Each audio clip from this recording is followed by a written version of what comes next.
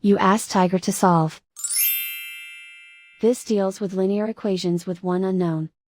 The final result is x equals 13/10.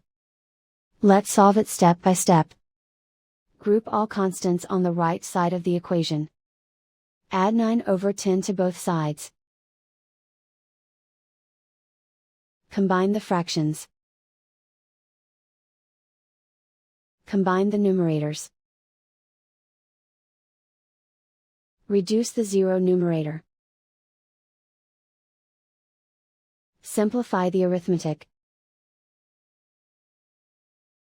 Find the lowest common denominator. Multiply the denominators. Multiply the numerators. Combine the fractions. Combine the numerators. Find the greatest common factor of the numerator and denominator. Factor out and cancel the greatest common factor. Isolate the x. Multiply both sides by inverse fraction 3/4.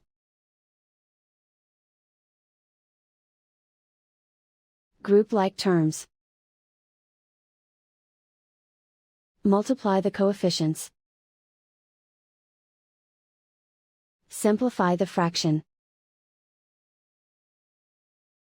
Multiply the fractions. Simplify the arithmetic. And so the final result is x equals 13/10.